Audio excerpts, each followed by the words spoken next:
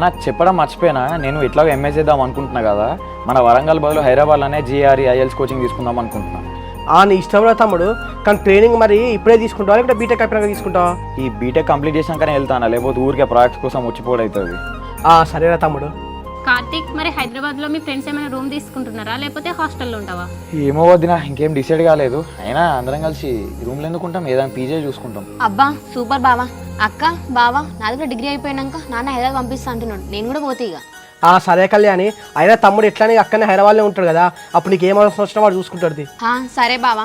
అయినా బావా, నువ్వు హాస్టల్లో ఉన్నాడు ఎందుకు? ఇద్దరం కలిసి రూమ్ తీసుకుందాం కదా. నీకు దండమే తల్లి, నువ్వు కానీ నాతో ఉన్నావు అనుకో, నా జీఆర్ఈ ట్రైనింగ్ అట్టే పోతుంది, నాకు నేను ఇప్పుడే పని అవుతుంది. నువ్వు నీ ఫ్రెండ్స్తోనే ఉంటావు, నేను నా ఫ్రెండ్స్తోనే ఉంటాను. నేను నిన్నేం డిస్టర్బ్ చేయను బావా. నీ చదువు నువ్వు చదువుకో, నా చదువు నేను చదువుకుంటా. నీకు నేను మంచి మంచి వంటలు వండి పెడతా. ఏంది వంటలా?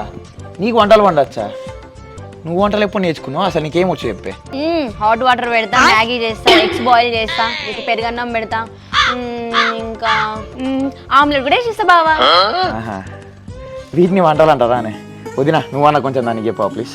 నువ్వేం బాధపడకలే కార్తీక్, నేను నేర్పిస్తా. వంటలా? వామ్మో, నాతో కాదక్క. స్విగ్గీ జొమాటో లేదా, ఆర్డర్ పెడితే వాడి ఇంటికి వచ్చి పెడతాడు. నీకు దండమే తల్లి. అయినా ఇప్పుడే వెళ్తాను నేను హైదరాబాద్కి, ఈజీగా 1-2 months పడుతుంది టైం.